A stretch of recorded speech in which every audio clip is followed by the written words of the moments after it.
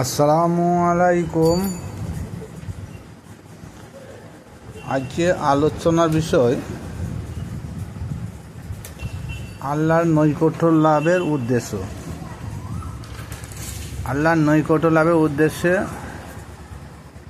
কি করব কি করব না, কীভাবে আল্লাহর নৈকট্য লাভ করা যায়, কোন কাজের বিনিময়ে আল্লাহর নৈকট্য লাভ করা যায়, সেই সম্পর্কে হাদিস নয় আল কোরআন দ্বারা কিছু তথ্য আপনাদের সম্মুখে তুলে ধরেছি।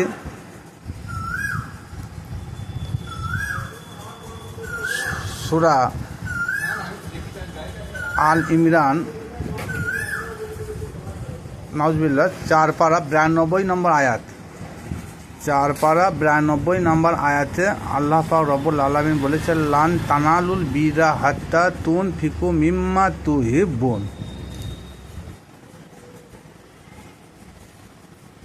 তোমরা তোমাদের সব থেকে যেটা প্রিয় বস্তু সেটা আল্লাহর ওয়াস্তে তোমরা দান করো, নচেত পরকালে তোমরা নাজাত পাবে না বা জান্নাত পাবে না। জান্নাতে দূরে থাক, জান্নাতের গন্ধও পাওয়া যাবে না। লান তানালুল বিরা হাত্তা তুনফিকু মিম্মা তুহিব্বুন। তাহলে পরিত্রাণ বা নাজাত পেতে হলে, জান্নাত ভোগ করতে হলে আমাদের সব থেকে যেটা প্রিয় বস্তু আছে সেই বস্তু আল্লাহর ওয়াস্তে আমাদেরকে দান করতে হবে। এই বস্তুটা কোন বস্তু?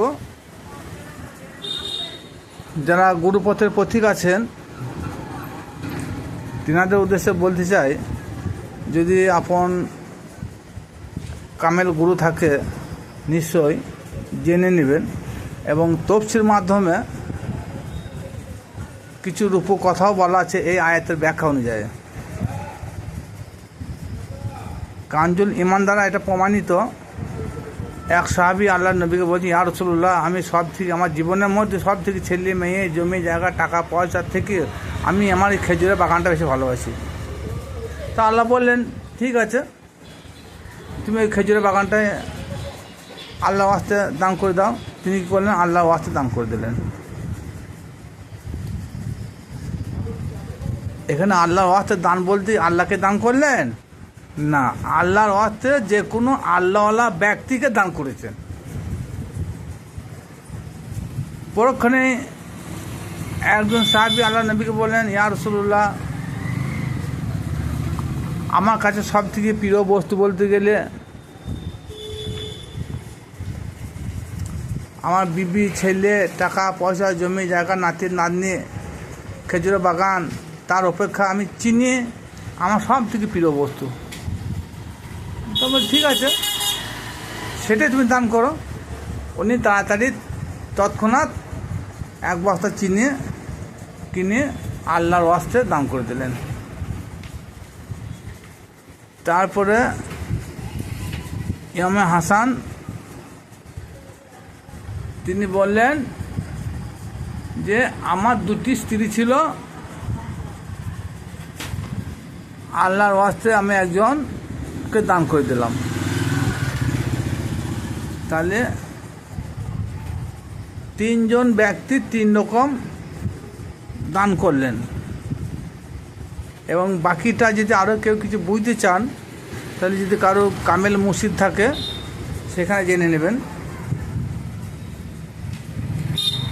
এরপরে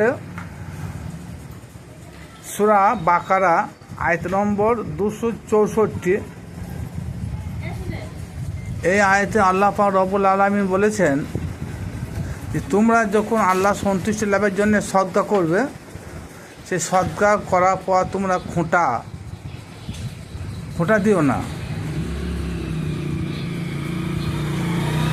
তাহলে খোঁটা দিলে তোমাদের সদকার যে ফলাফল, যে গুণাগুণ, সেখান থেকে তোমরা বহিষ্কৃত হয়ে যাবে।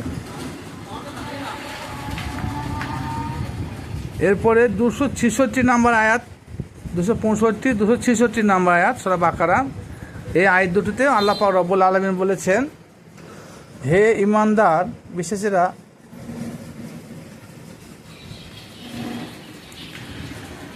তোমরা আপন সম্পদ আল্লাহর সন্তুষ্টি লাভের উদ্দেশ্যে ব্যয় করো। তাই দেখেন, যারা ঈমানদার তারা যদি আল্লাহ সন্তুষ্টি চায়, সে আল্লাহ সন্তুষ্টি লাভের উদ্দেশ্যে আল্লাহ পাক রব্বুল আলামিন এখানে বলছেন যে আপন সম্পদ আল্লাহর সন্তুষ্টির জন্য তোমরা ব্যয় করো, এবং উচ্চ ভূমির উত্তম জমির ফলমূল অধিক সেটাই জন্মায়। যে সম্পদের কথা আল্লাহ পাক রব্বুল আলামিন বললেন দান করার জন্যে, পরক্ষণে আল্লাহ কি বলছেন, এবং উচ্চ ভূমির উত্তম জমির ফলমূল অধিক জন্মায়। সেখানে বৃষ্টি বেশি হোক চাই কম হোক, তাতে কোনো অসুবিধা নাই। সেটাকে আল্লাহ পাক রব্বুল আলামিন তিনার ইচ্ছা মতো সেটা বৃদ্ধি করে থাকেন।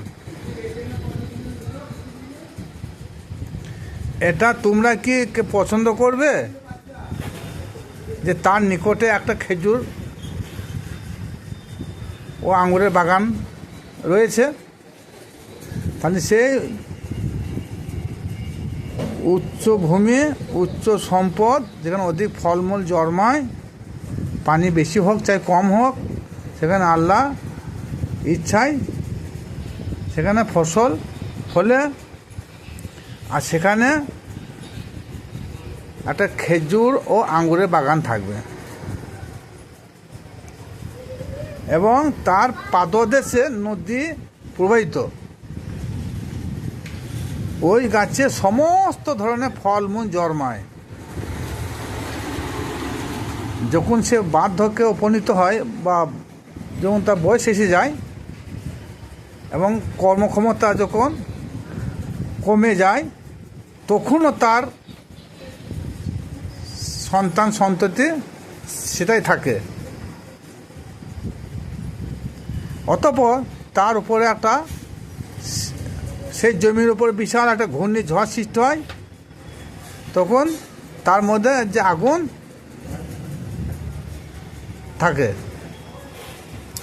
সেই সম্পদ বা সেই জমির মধ্যে একটা বিশাল ঘূর্ণিঝড় আসে, তার মধ্যে আগুন থাকে। আল্লাহ পাক রব্বুল আলামিন স্পষ্ট ব্যক্ত করেন, এটা আমার একটা নিদর্শন সমূহ, এতে তোমরা ধ্যান দাও, চিন্তা ভাবনা করো। তাহলে এই যে সূরা বাকারার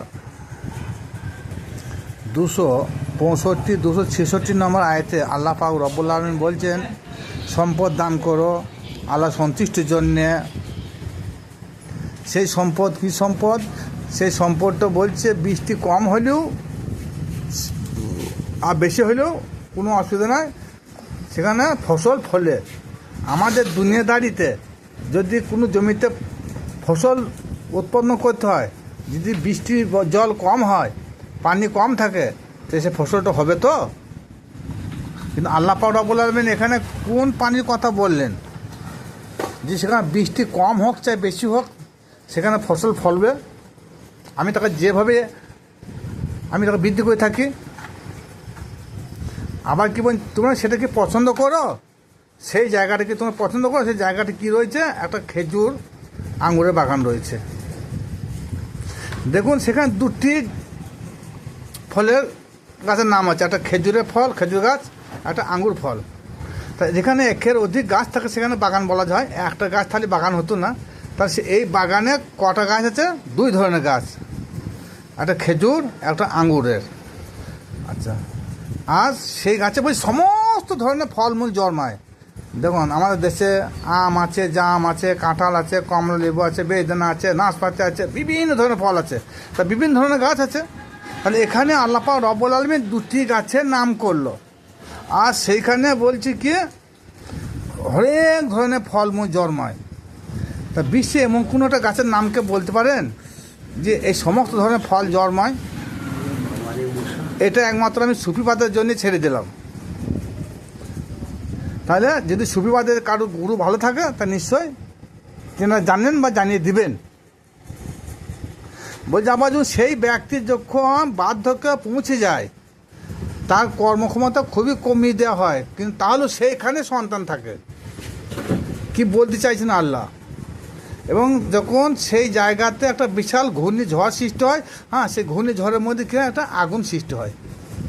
তারপরে আল্লাহ বলছেন ইহা জ্ঞানীগুণী চিন্তাশীল ব্যক্তির জন্যে, তোমরা ধ্যান দাও। তাহলে আমরা কোরআন সবাই পড়ি। এই যে কোরআনের মধ্যে বলছে এমন সম্পদ আছে, সেই সম্পদের মধ্যে হ্যাঁ সম্পদ দান করতে বলেছে। সেই সম্পদ বলছে যেখানে খেজুর আঙুরের বাগান রয়েছে, সে দুই ধরনের গাছ রয়েছে, সেই দুই ধরনের গাছে বলছে হাজার হাজার ফলমূল ধরে। তো সেই গাছ দুটো কী গাছ?